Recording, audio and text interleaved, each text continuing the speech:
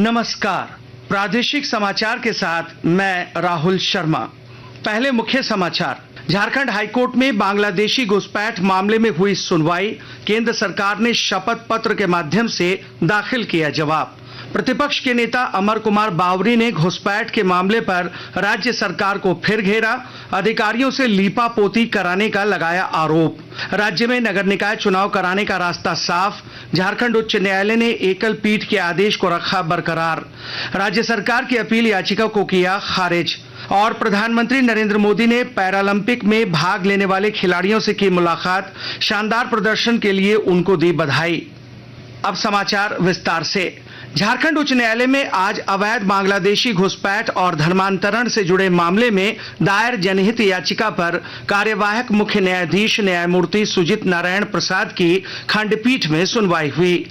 इस दौरान केंद्र सरकार की ओर से शपथ पत्र के माध्यम से जवाब दाखिल किया गया। हालांकि तकनीकी कारणों से सुनवाई पूरी नहीं हो सकी। इस मामले की विस्तृत सुनवाई 17 सितंबर को होगी। भारतीय जनता पार्टी ने संथाल परगना में बांग्लादेशी घुसपैठ और डेमोग्राफी में बदलाव के मुद्दे पर सत्तारूढ़ गठबंधन सरकार को सीधे तौर पर दोषी ठहराया है। नेता प्रतिपक्ष अमर कुमार बावरी ने रांची स्थित पार्टी मुख्यालय में आयोजित प्रेस वार्ता को संबोधित करते हुए आरोप लगाया कि राज्य सरकार घुसपैठियों का रहनुमा बनकर आगे आ रही है और अपने अधिकारियों से मामले की लीपापोती करा रही है। उन्होंने कहा कि संथाल परगना में घुसपैठियों को बसाने के लिए एसपीटी एक्ट का खुल्लम खुल्ला उल्लंघन किया जा रहा है। उन्होंने कहा कि झारखंड में बदलते डेमोग्राफी से आदिवासी अस्मिता और रोटी बेटी और माटी की पहचान खतरे में आ जाएगी। राज्य में अब नगर निकाय चुनाव कराने का रास्ता साफ हो गया है। नगर निकाय चुनाव को लेकर दायर जनहित याचिका पर सुनवाई करते हुए झारखंड उच्च न्यायालय के कार्यवाहक मुख्य न्यायाधीश न्यायमूर्ति सुजीत नारायण प्रसाद की अध्यक्षता वाली खंडपीठ में आज सुनवाई हुई। सुनवाई के दौरान खंडपीठ ने राज्य सरकार की अपील याचिका को खारिज करते हुए एकल पीठ के आदेश को बरकरार रखा है। उच्च न्यायालय के आदेश से अब राज्य में नगर निकाय चुनाव कराने का रास्ता साफ है। नगर निकाय चुनाव को लेकर दायर जनहित याचिका पर सुनवाई करते हुए कार्यवाहक मुख्य न्यायमूर्ति की अध्यक्षता वाली खंडपीठ ने राज्य सरकार की अपील याचिका को खारिज करते हुए एकल पीठ के आदेश को बरकरार रखा है। अब नगर निकाय चुनाव कराने का रास्ता लगभग साफ हो गया है। नेता प्रतिपक्ष अमर कुमार बावरी ने कहा है कि विधानसभा चुनाव के बाद राज्य में भारतीय जनता पार्टी की सरकार बनने पर 3 महीने के अंदर उत्पाद सिपाही बहाली प्रक्रिया में मृतक अभ्यर्थियों के परिजनों को नौकरी और 50 लाख रुपए की आर्थिक सहायता दी जाएगी।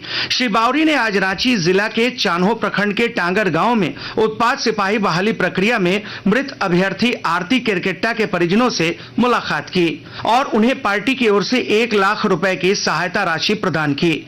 बाद में पत्रकारों से बातचीत में श्री बावरी ने कहा कि राज्य सरकार की गलत नीतियों के कारण उत्पाद सिपाही बहाली में अभ्यर्थियों की मौत हुई है। उत्पाद सिपाही के बच्चे जो मृत्यु को प्राप्त हुए हैं सरकार की गलती के कारण, सरकार की गलत नीति के कारण, उन सारे बच्चों के आश्रितों को सरकार बनेगी 3 महीने के अंदर हम सरकारी नौकरी और 50 लाख।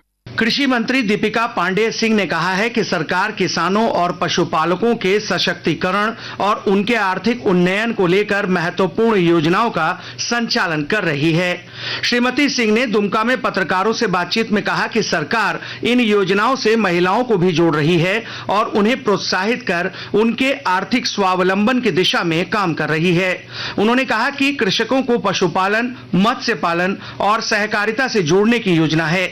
इस दिशा में अभियान चलाकर काम किया जा रहा है। आकाशवाणी के ताजा तरीन समाचारों के लिए आप हमारी वेबसाइट newsonair.gov.in पर लॉग ऑन कर सकते हैं।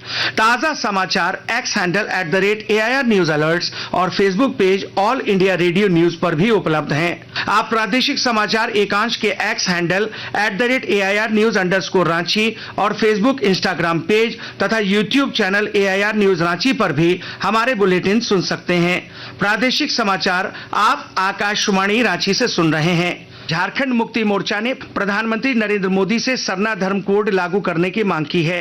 पार्टी के केंद्रीय महासचिव और प्रवक्ता सुप्रियो भट्टाचार्य ने रांची में पत्रकारों से बातचीत में कहा कि 15 सितंबर को प्रधानमंत्री नरेंद्र मोदी के जमशेदपुर दौरे को लेकर राज्य की जनता उत्सुकता से उनका इंतजार कर रही है। तो एक बड़ा अच्छा अवसर होगा कि चंपई सोरेन जी आदरणीय प्रधानमंत्री के मुंह से इस बात की घोषणा करवा दें कि जब जनसंख्या का जब गणना होगी 2025 तो जातिगत जनगणना के साथ साथ सरना धर्म कोड की भी गणना हो जानी चाहिए। राष्ट्रीय पोषण माह के तहत गिरिडीह जिले के आंगनबाड़ी केंद्रों में बच्चों और महिलाओं को खान पान की विशेष जानकारी दी जा रही है। विस्तृत ब्यौरे के साथ हमारे संवाददाता।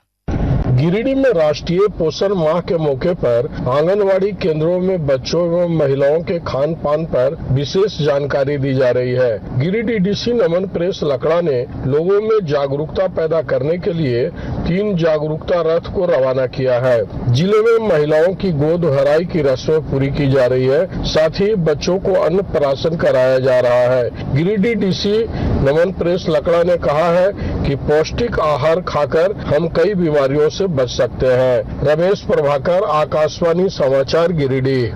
कोयला मंत्रालय ने 71 कैप्टिव और वाणिज्यिक खदानों के संचालन की प्रक्रिया की समीक्षा की है। मंत्रालय ने कहा है कि ये कोयला ब्लॉक अरुणाचल प्रदेश, छत्तीसगढ़, झारखंड, मध्य प्रदेश और ओडिशा सहित 9 राज्यों में हैं तथा नियमन मंजूरी के विभिन्न चरणों में हैं। मंत्रालय में अतिरिक्त सचिव रुपिंदर बरार ने आवंटियों को कोयला ब्लॉक को जल्द संचालित करने के निर्देश दिए हैं। आयुष मंत्रालय ने विशेष अभियान के तीसरे चरण में 1300 से अधिक जन शिकायतों का समाधान किया है। मंत्रालय ने कहा है कि इस अभियान का उद्देश्य कार्यस्थल में स्वच्छता में सुधार लाना और बनाए रखना है। इस दौरान विभिन्न लंबित मुद्दों का भी निपटारा किया गया। इनमें सांसदों के साथ साथ 187 सार्वजनिक शिकायत अपील शामिल हैं। लोहरदगा जिले के कुड़ू थाना क्षेत्र के जिंगी पंचायत के मकरा गांव के एक कुएं से पुलिस ने आज एक महिला समेत 3 बच्चों का शव बरामद किया है। पुलिस ने चारों शवों को पोस्टमार्टम के लिए लोहरदगा सदर अस्पताल भेज दिया है। मृत महिला और बच्चों की पहचान कर ली गई है। महिला अपने तीनों बच्चों के साथ मायके जाने के नाम पर मंगलवार को घर से निकली थी और तब से सभी लापता थे। प्रधानमंत्री नरेंद्र मोदी ने आज नई दिल्ली में पेरिस पैरालंपिक में हिस्सा लेने वाले भारतीय दल से मिलकर संवाद किया। इस दौरान श्री मोदी ने प्रतिष्ठित खेल आयोजन में उनके प्रदर्शन के लिए पदक विजेताओं और प्रतिभागियों को बधाई दी। गौरतलब है कि भारत ने पैरालंपिक में 7 स्वर्ण, 9 रजत और 13 कांस्य पदक सहित कुल 29 पदक जीतकर अपना सर्वश्रेष्ठ प्रदर्शन किया है। इस मौके पर केंद्रीय खेल मंत्री मनसुख मांडविया और भारतीय पैरालंपिक समिति के अध्यक्ष देवेंद्र झाझरिया भी मौजूद थे। मौसम विज्ञान केंद्र रांची के वैज्ञानिकों ने आज राज्य के कुछ इलाकों में आंधी और वज्रपात के लिए येलो अलर्ट जारी किया है। मौसम वैज्ञानिकों के अनुसार कल राज्य के उत्तर पूर्वी हिस्सों में भारी बारिश हो सकती है। वहीं 14 सितंबर को राज्य के उत्तर मध्य भागों में भारी से भी बहुत भारी बारिश के आसार हैं। इसके लिए ऑरेंज अलर्ट जारी किया गया है। 15 सितंबर को उत्तर मध्य और उससे सटे मध्य हिस्सों में भी भारी बारिश की चेतावनी जारी की गई है। अंत में मुख्य समाचार एक बार फिर। झारखंड हाईकोर्ट में बांग्लादेशी घुसपैठ मामले पर हुई सुनवाई। केंद्र सरकार ने शपथ पत्र के माध्यम से दाखिल किया जवाब। प्रतिपक्ष के नेता अमर कुमार बावरी ने घुसपैठ के मामले पर राज्य सरकार को फिर घेरा। अधिकारियों से लीपापोती कराने का लगाया आरोप। राज्य में नगर निकाय चुनाव कराने का रास्ता साफ। झारखंड उच्च न्यायालय ने एकल पीठ के आदेश को रखा बरकरार। राज्य सरकार की अपील याचिका को किया खारिज।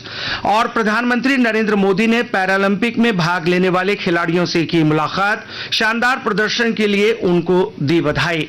इसके साथ ही आकाशवाणी रांची से प्रादेशिक समाचार का यह बुलेटिन समाप्त हुआ। नमस्कार।